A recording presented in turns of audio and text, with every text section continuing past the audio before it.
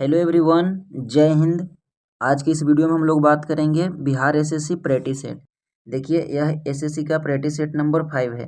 तो इसमें बिहार एसएससी द्वितीय इंटरस्तरीय प्रैक्टिस सेट के बारे में हम लोग डिस्कस करेंगे।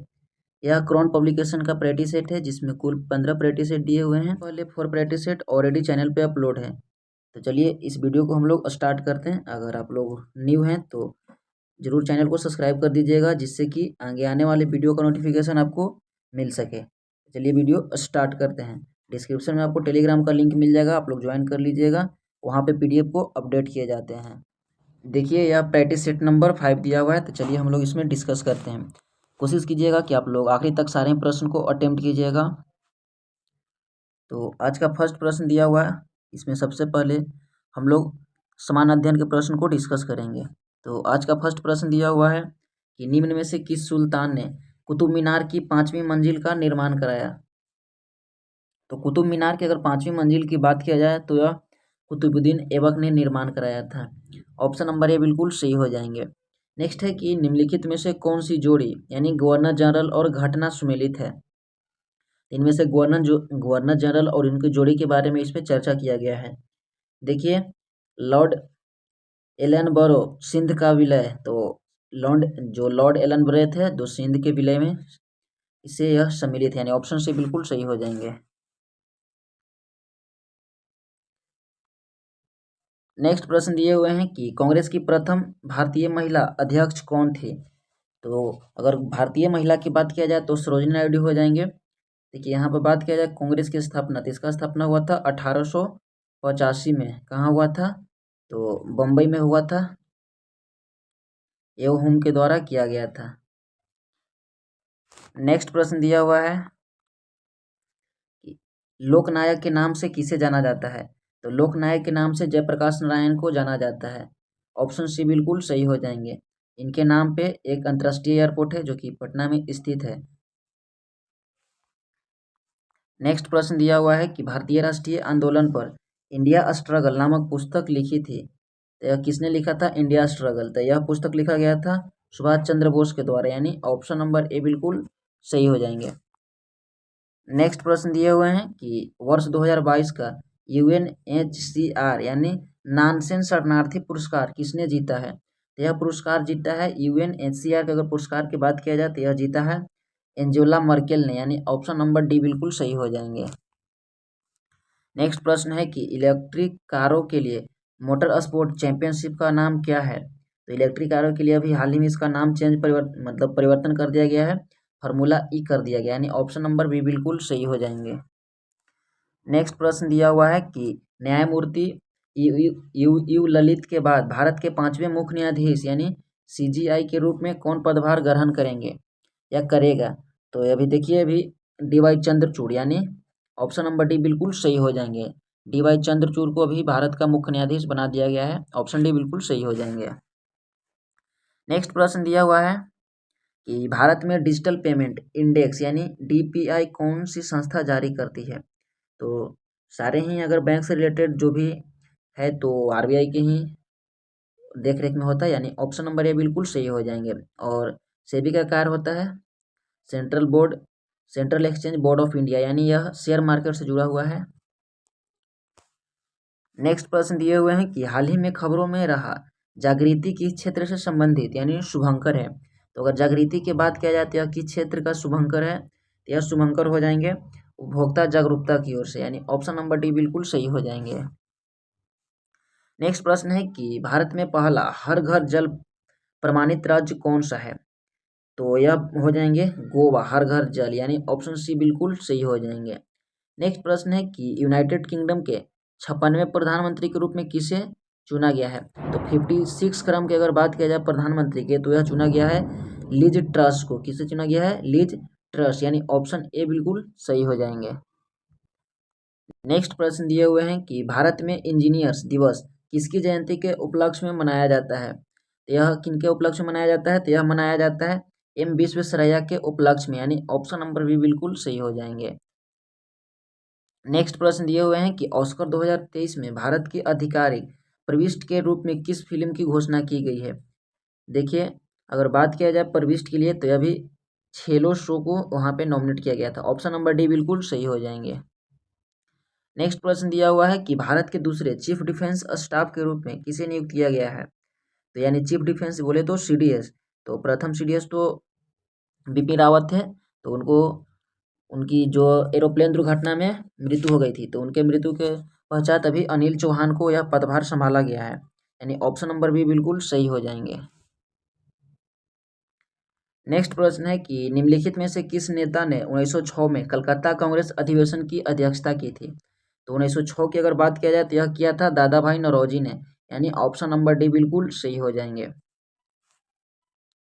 नेक्स्ट प्रश्न है कि निम्नलिखित में से कौन सा सुमेलित नहीं है।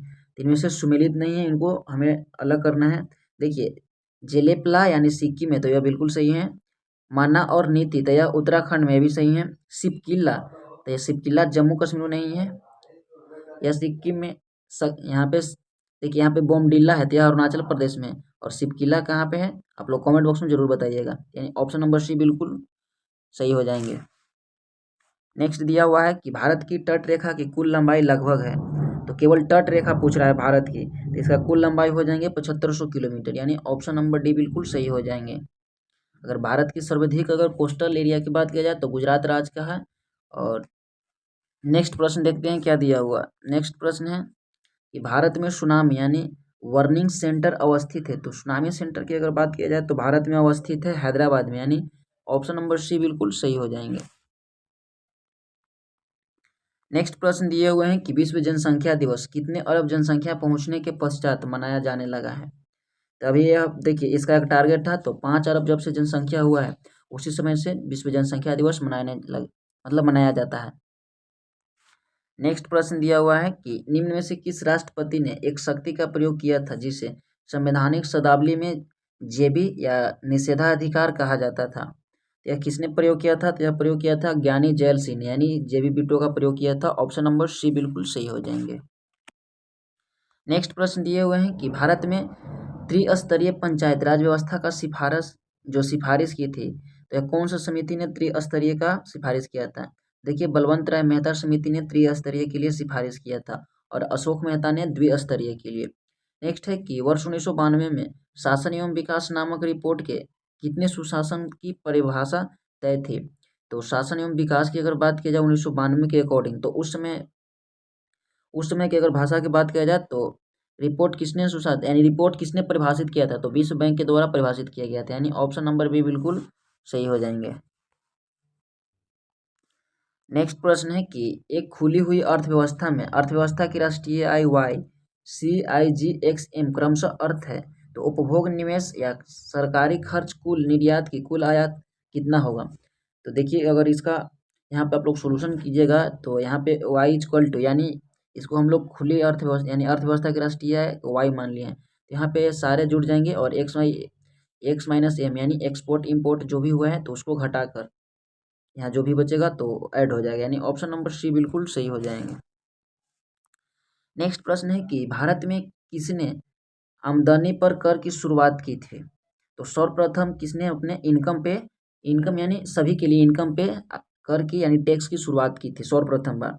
यह शुरुआत किया था जेम्स विल्सन ने, यानी यह भारतीय टैक्स का जो है आय का उनका पिता भी इन्हें कहा जाता है कराधान प्रणाली का, जेम्स विल्सन को, यानी ऑप्शन नंबर सी बिल्कुल सही हो जाएंगे।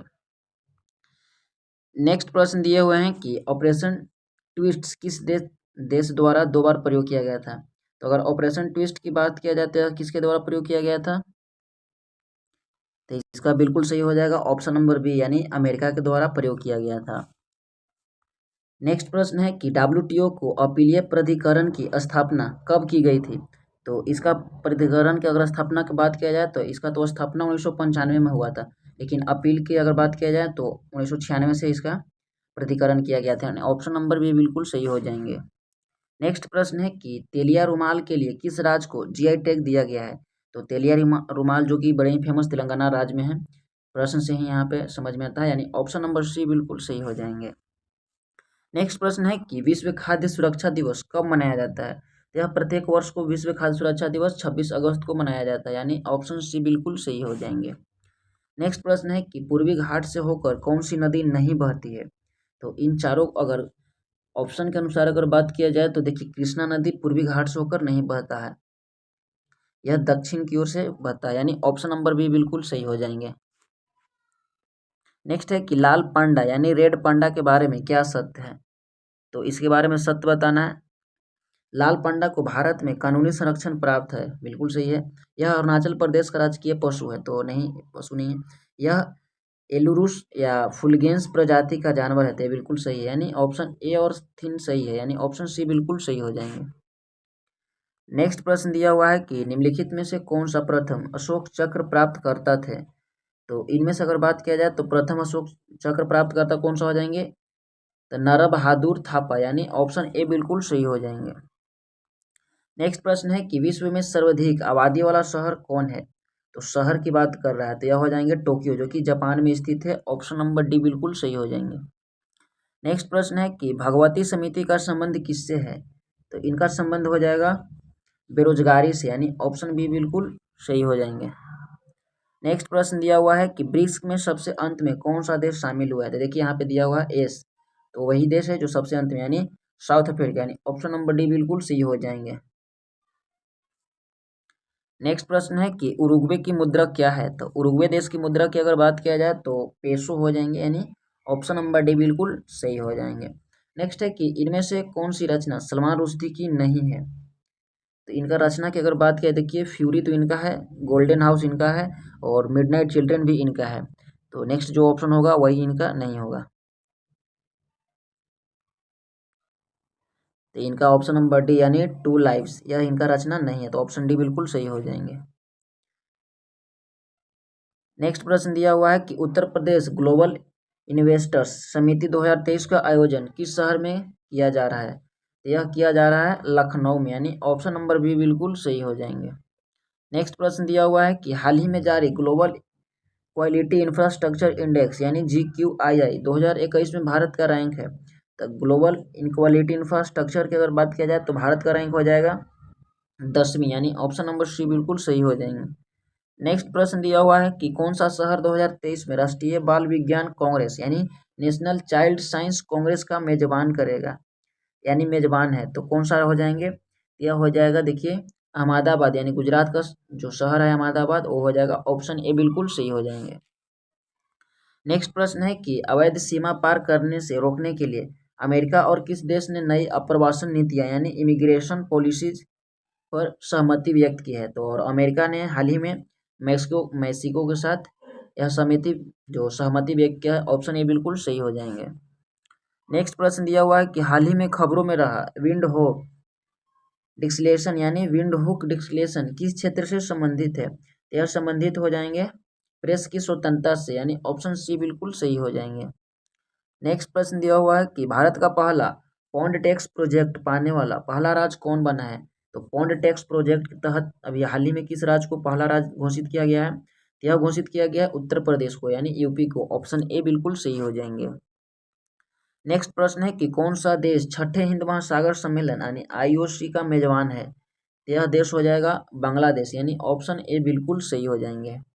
नेक्स्ट प्रश्न दिया हुआ है कि विश्व पर्यावरण दिवस यानी प्रतिवर्ष कब मनाया जाता है, यह प्रत्येक वर्ष मनाया जाता है, ऑप्शन नंबर सी यानी 5 जून को, बिल्कुल सही हो जाएंगे। नेक्स्ट प्रश्न दिया हुआ है कि मिस वर्ल्ड प्रतियोगिता 2023 का आयोजन किस देश में किया जाएगा, तो यह अभी किया जाएगा यानी भारत में, जो कि हो चुका है, ऑप्शन ए बिल्कुल सही हो जाएंगे। नेक्स्ट प्रश्न है कि इंडोनेशिया बैडमिंटन ओपन का युगल खिताब किस जोड़ी ने जीता है, तो इंडोनेशिया है, यहाँ पे ध्यान दीजिएगा, तो अभी यह हाल ही में इस जोड़ी ने जीता है, सात्विक और चिराग ने, यानी ऑप्शन ए बिल्कुल सही हो जाएंगे। नेक्स्ट दिया हुआ है कि भारतीय वायुसेना के लिए हल्के लड़ाकू विमान का जो विमान है उसके उत्पादन के लिए हिंदुस्तान एरोनॉटिक्स लिमिटेड ने किसके साथ समझौता किया है, तो यह हाल ही में किसके साथ समझौता किया है, तो यह समझौता किया है जीरो एरोस्पेस के द्वारा, यानी ऑप्शन नंबर ए बिल्कुल सही हो जाएंगे। नेक्स्ट प्रश्न दिया हुआ है कि भारतीय पुरुष क्रिकेट टीम का मुख्य चयनकर्ता किसे नियुक्त किया गया है, तो अभी नियुक्त किया गया है यानी BCCI का चयनकर्ता नियुक्त किया गया है अजीत अगरकर को, यानी ऑप्शन नंबर सी बिल्कुल सही हो जाएंगे। नेक्स्ट प्रश्न दिया हुआ है और देखिए आज का यह समान अध्ययन का आखिरी प्रश्न है कि लॉर्ड हनुमान को किस चैंपियनशिप का आधिकारिक शुभंकर घोषित किया गया है? यानी भगवान हनुमान जी को किसको? तो एशियाई एथलेटिक चैंपियनशिप का शुभंकर घोषित किया गया है, यानी ऑप्शन नंबर ए बिल्कुल सही हो जाएंगे। तो हम लोगों ने 50 समान ज्ञान के प्रश्न को डिस्कस कर लिए हैं और इसमें हम लोग समान विज्ञान एवं गणित के प्रश्न को डिस्कस करेंगे। तो देखिए इसमें भी समान विज्ञान का हम लोग प्रश्न डिस्कस करेंगे और जितने भी मैथमेटिक्स का प्रश्न है उसको और रीजनिंग का तो मैं अपने टेलीग्राम पे अपलोड कर दूंगा, जो कि डिस्क्रिप्शन में आपको लिंक मिल जाएगा, जरूर ज्वाइन हो जाइएगा। तो चलिए हम लोग आगे वीडियो को पूरा करते हैं। तो अगर आप लोग को वीडियो अच्छा लग रहा है तो जरूर लाइक कीजिएगा और चैनल को सब्सक्राइब भी जरूर कीजिएगा। नेक्स्ट प्रश्न है कि रक्तदाब मापने वाले यंत्र का नाम क्या है? तो इसका हो जाएगा 51 का ऑप्शन नंबर बी, यानी स्फिग्नोमैनोमीटर हो जाएगा, यानी ऑप्शन बी बिल्कुल सही हो जाएंगे। नेक्स्ट प्रश्न दिया हुआ है कि मान लीजिए पृथ्वी से पश्चिमगामी हो रहे एक रॉकेट यान की चाल प्रकाश के वेग से 2/10 है। रॉकेट यान में स्थित यात्रियों को जो प्रकाश नीला दिखाई दे रहा है वह पृथ्वी पर स्थित देखिए प्रेक्षकों को किस रंग का दिखाई देगा? यह दिखाई देगा पीला रंग का, यानी जैसे जैसे दूर जाता है हमारी आंखों से लाइट वैसे वैसे उसका कलर चेंज होते जाता है, यानी ऑप्शन नंबर सी बिल्कुल सही हो जाएगा। नेक्स्ट प्रश्न है कि यदि VA, VW और VS क्रमशः वायु, जल तथा इस्पात में ध्वनि की गति, तो ध्वनि की गति सर्वाधिक ठोस माध्यम में होता है, उसके बाद द्रव गैस, तो इस हिसाब से आप लोग इसमें अरेंज कर दीजिए। देखिए सर्वाधिक VA हो जाएंगे, उसके बाद में VW को, उसके बाद में VS हो जाएंगे, यानी ऑप्शन नंबर ए बिल्कुल सही हो जाएंगे। नेक्स्ट प्रश्न है कि निम्नलिखित में से कौन सा यूरेनियम समस्थानिक परमाणु ऊर्जा संयंत्र में बिजली का उत्पादन में इस्तेमाल किया जाता है? तो बिजली उत्पादन के लिए देखिए इस्तेमाल किया जाता है यूरेनियम 235 का, यानी ऑप्शन नंबर सी बिल्कुल सही हो जाएंगे। नेक्स्ट प्रश्न है कि निम्नलिखित में से सुमेलित कीजिए और आविष्कारक एवं आविष्कार का, इसमें सुमेलित करना है। चलिए देखिए इसका क्या हो जाएंगे, इसको एक बार हम लोग छोटा कर लेते हैं। देखिए जॉन गुटेनबर्ग, इन्होंने प्रिंटिंग प्रेस का आविष्कार किया था। नेक्स्ट है कि WK रोंटजन, तो इन्होंने एक्स रे है किरण, उसका आविष्कार किया था। माइकल फ्राडे, इन्होंने डायनोमो को आविष्कार किया था और अलेक्जेंडर ग्राहम बेल, इन्होंने टेलीफोन का आविष्कार किया था। तो इस तरह से ऑप्शन नंबर डी बिल्कुल सही हो जाएंगे। नेक्स्ट प्रश्न दिए हुए हैं Tata institute of fundamental research कहाँ पे स्थित है? यह रिसर्च स्थित है मुंबई में, यानी ऑप्शन नंबर डी बिल्कुल सही हो जाएंगे। नेक्स्ट प्रश्न दिया हुआ है कि निम्नलिखित में से कौन सी संस्था विज्ञान एवं प्रौद्योगिकी से संबंधित नहीं है? तो कौन कौन सा संस्था हो जाएंगे? देखिए ICSSR, यह विज्ञान एवं प्रौद्योगिकी से संबंधित नहीं है। नेक्स्ट प्रश्न दिए हुए हैं कि भौतिकी की किस शाखा में अति सूक्ष्म कणों का चाल अध्ययन किया जाता है? तो इस शाखा को हम लोग किस नाम से जानते हैं? तो इसे हम लोग जानते हैं क्वांटम मैकेनिज्म, यानी ऑप्शन नंबर सी बिल्कुल सही हो जाएंगे। नेक्स्ट प्रश्न दिया हुआ है कि निम्नलिखित में से किसमें ऋणात्मक आवेश होती है? तो यह आवेश होता है बीटा कण में, यानी ऑप्शन नंबर बी बिल्कुल सही हो जाएंगे। नेक्स्ट प्रश्न दिए हुए हैं कि आजकल सड़क की रोशनी में पीले लैंप यानी बहुयत में प्रयोग हो रहे हैं। इस लैंप में निम्न में से किसका उपयोग किया जा रहा है? तो इसमें उपयोग किया जा रहा है सोडियम का, यानी ऑप्शन नंबर ए बिल्कुल सही हो जाएंगे। नेक्स्ट प्रश्न दिया हुआ है कि स्टेनलेस स्टील बनाने के लिए लोहे में क्या मिलाया जाता है? तो लोहे में अगर मिलाने की बात की जाए तो क्रोमियम और निकल का मिलाया जाता है, यानी ऑप्शन नंबर डी बिल्कुल सही हो जाएंगे। नेक्स्ट प्रश्न दिए हुए हैं कि गोताखोर द्वारा गहरे समुद्र में सांस लेने के लिए ऑक्सीजन के साथ किस गैस को मिश्रित किया जाता है? तो ऑक्सीजन के साथ हीलियम को मिश्रित किया जाता है, यानी ऑप्शन नंबर ए बिल्कुल सही हो जाएंगे। नेक्स्ट प्रश्न दिया हुआ है कि फोटोग्राफी प्लेट पर निम्नलिखित में से किसकी परत चढ़ाई जाती है? तो चढ़ाया जाता है सिल्वर ब्रोमाइड का, यानी ऑप्शन नंबर बी बिल्कुल सही हो जाएंगे। नेक्स्ट प्रश्न है कि निम्नलिखित में से कौन सा पॉलीमर नहीं है? देखिए टेफ्लॉन पॉलीमर नहीं है, बाकी नायलॉन और क्रोपोलैक्टम, पॉलीस्टाइड्रीन, ये सब पॉलीमर है, यानी ऑप्शन बी बिल्कुल सही हो जाएंगे। नेक्स्ट प्रश्न दिया हुआ है सूची 1 को सूची 2 से इसे मैच करना है। चलिए इसे एक और हम लोग छोटा कर देते हैं। देखिए केवलार्त, इसे संश्लेषित रेशा कहा जाता है। टेक्सोल, तो इसे बात किया जाए तो कैंसर रोधी दवा कहा जाता है। और जिंक फॉस्फाइड, तो यह एक तरह के रेडो रेडेंटनाशी है, यानी एक तरह के चूहा का विष। और नाइट्रोसोलुलोज, तो यह एक तरह के विस्फोटक हो जाएंगे। तो इस तरह से ऑप्शन नंबर बी बिल्कुल सही हो जाएंगे। नेक्स्ट प्रश्न है कि सब्जी के लिए काम आने वाले पौधे को अध्ययन को क्या कहते हैं। तो इसे हम लोग एक विज्ञान के अंतर्गत जानते हैं, ओलियोरिकल्चर, यानी ऑप्शन नंबर डी बिल्कुल सही हो जाएंगे, सब्जी विज्ञान।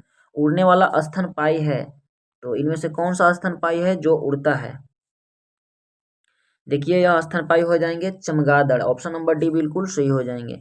नेक्स्ट प्रश्न दिया हुआ है कि रेशम का कीड़ा यानी सिल्क वर्म अपने जीवन चक्र के किस चरण में वाणिज्यिक तंतु यानी फाइबर ऑफ कॉमर्स पैदा करता है। यह पैदा करता है,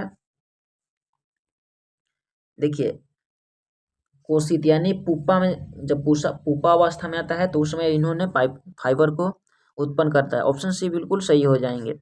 नेक्स्ट दिया हुआ है कि वयस्क मानव में होते हैं कितने अस्थियां होते हैं। तो 206 होते हैं, ऑप्शन नंबर बी बिल्कुल सही हो जाएंगे।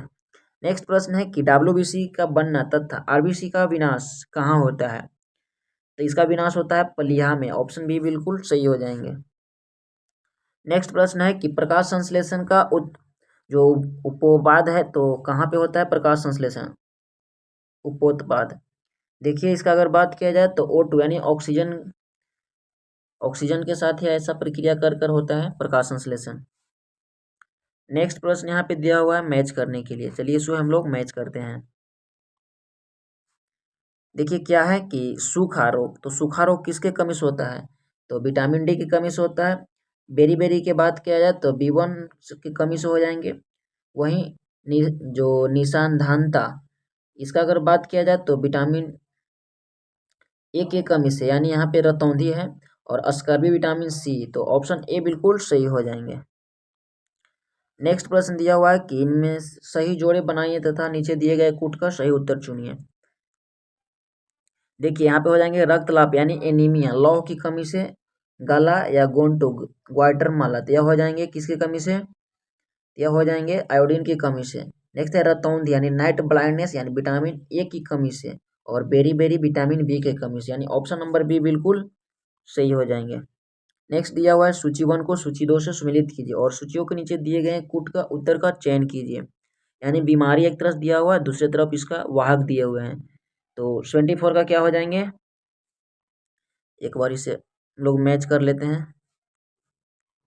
देखिए बात किया जाए प्लेग तो इसका हो जाएंगे जीवाणु, वहीं बात किया जाए एड्स तो इसका हो जाएंगे विषाणु। और गंजापन के लिए कवक, और मलेरिया के लिए प्रोटोजोआ, यानी ऑप्शन नंबर इस तरह से इसका डी हो जाएंगे बिल्कुल सही। देखिए यहाँ पे डी दिया हुआ है, ऑप्शन नंबर डी बिल्कुल सही हो जाएंगे। और आज का आखिरी प्रश्न दिया हुआ है कि निम्न रंगों के बीच आंख की सुग्राहता किसके लिए सबसे अधिक होता है। तो यह होता है पीला एवं हरा के लिए, यानी ऑप्शन नंबर डी बिल्कुल सही हो जाएंगे। तो यह प्रैक्टिस सेट नंबर 5 था जो हम लोगों ने कंप्लीट कर लिए हैं। तो आई होप कि आपको वीडियो अच्छे लगे होंगे, सारे प्रश्न समझ में आए होंगे। वीडियो अच्छे लगे होंगे तो अपने दोस्तों तक जरूर शेयर कीजिएगा और लाइक शेयर सब्सक्राइब करना नहीं भूलिएगा। मिलते हैं नेक्स्ट वीडियो में, तब तक के लिए बहुत बहुत धन्यवाद आपको वीडियो देखने के लिए। Thank you so much. जय हिंद।